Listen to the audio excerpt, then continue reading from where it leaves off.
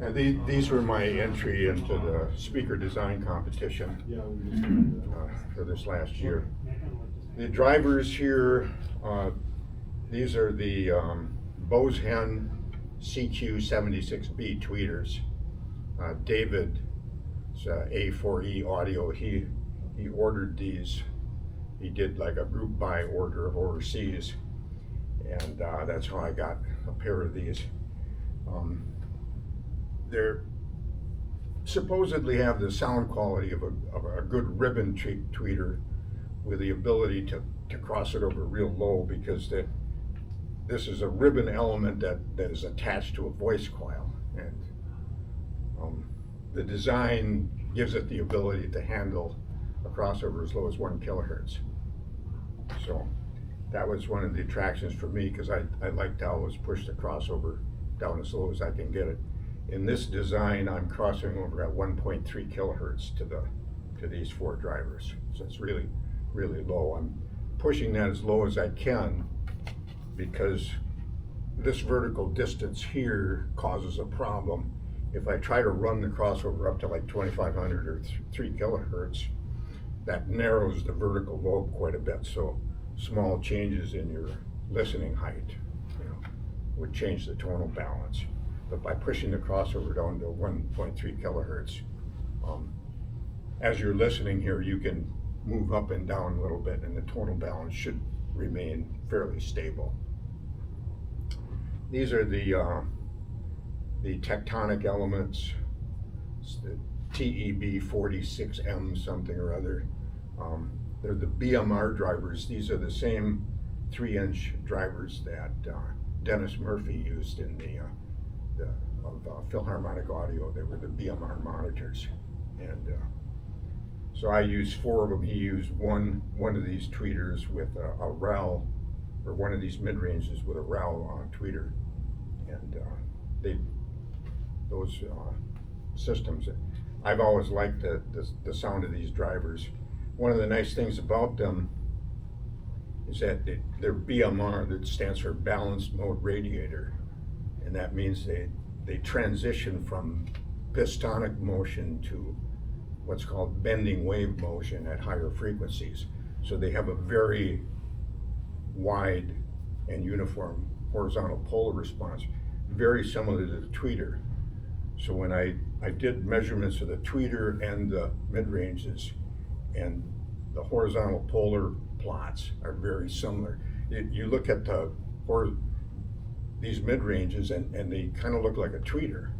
And if I overlap the heat map on these two, right up to 10 kilohertz, the mid-range is tracking the tweeter real good. So there's a very good directivity match between the way this tweeter is mounted on here and these drivers.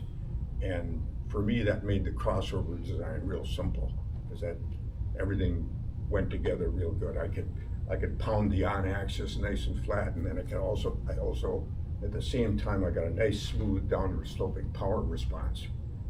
Whereas a lot of other speakers that I've designed, I always get this bulging 3 to 5 kilohertz grouping, yep, thing in my power response due to the directivity mismatch. But because this one has such a real good match, I get a nice smooth downward sloping power response. The lower crossover between the mids and this is 175 kilohertz, which some people might say, well, it's really low, but I pushed it as low as I could get it. That's why I used 4 of these, so I could cross it over real low. If I only had used 2 of these mid-range, I would have had to move the crossover up to about 400. But with 4 of them, you said 150 K. You meant 170 hertz, right? Right, 175 hertz. Hertz. Yep. Oh, I said K. Yeah, you did. Oh, okay. No, it's okay. Yeah, I think you fair enough. Just in case it's being recorded. Okay. So, but I don't know. And then, did you shade the top 2, or are they? No, they're all 4 run in series parallel. They're all running the same signal. Yep. All 4 of them.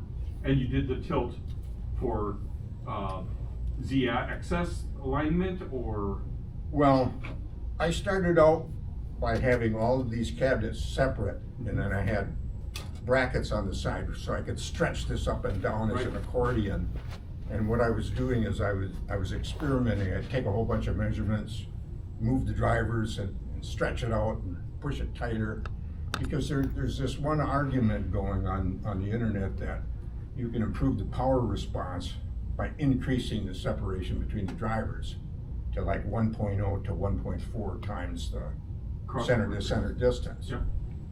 Well, that's, And so I was experimenting with that to see if I couldn't get the power response better. So as you changed that angle, did you observe a change in the off axis? I mean, what was the determining factor to decide your angle? Well, what I found out is that as I stretched them apart, I started developing a ripple response in the power response. Oh. And the directivity started going like this right around 1 kilohertz. And so it was a disaster. So you optimized it for that. Right, and directivity. so I came to the conclusion that the best thing is to keep these things tight together. Mhm. No space between them, the closer I could get it together. The better. I mean, that's the conventional wisdom is driver spacing, keep it as, So they act as one right. diaphragm, basically. Yep. But there's recently some stuff that's been published indicating that you can improve the power response by increasing the spacing distance. my measurements don't. I've read that. out. Yeah, I read Yeah, that too. I mean, and that's by Kimmo and Yeah. Reed Towsley, and they're promoting that. But that might be that they were just talking about a two-way instead of an MTM type of thing. Possibly. I don't know. Yeah, I don't know if they made it. But that's what I was doing. I was experimenting with that. And then as long as I had all the cabinets, separated, what I did is I put these wedges in here and I time aligned. So I time aligned all the drivers so that the acoustic centers are all aligned to a point 9 feet on centered with a tweeter. So your Z offset on all of those are essentially 0? Right. So Nice. 0 at 9 feet on axis with the tweeter. So it's all time aligned. Uh-huh. And that's done just by tipping up these cabinets. These drivers, just putting the cabinets together, they were in perfect time alignment to the acoustic center of the tweeter. Now, whether or not that makes any difference, I don't know. It's Oh, I probably think it inaudible. does. I bet you that made your crossover work a lot easier. Right, that's We spend a basically lot of what it is. time Electrically lining up our acoustic centers, Right, which is the whole point of shooting for that reverse null. right. So if you can do it mechanically, yeah, the crossover should be. Yeah, the crossover design is easy. The crossover in this was real easy to put together Right. because I had the directivity matched up well, and then it just, Right. It also speaks a lot for 15, 20 years ago or whatever. We always looked at where the voice coil was glued to the cone and yes. kind of looked at it physically and guessed that, the acoustic Yeah. center must be right about there, right? Mhm. Right, but- Obviously looking at those, that's not true. right, I did this all with measurements. Mhm. Yeah. I had the microphone exactly 9 feet out, Right. and I used the Jeff Bagby 3 measurement process. Yep. And then I brought the curves in and I matched. Overlaid them and matched them. Overlaid them and matched Yep. them, and I could resolve down to a like less than a millimeter. That's how much I could see on the screen as I was timing aligning them. That's close enough. Yeah. That's cool. Get a little closer next time, Bill. Yeah. Do you have your own music? Just No, I quick didn't question. bring anything. So. Okay, start with the house track.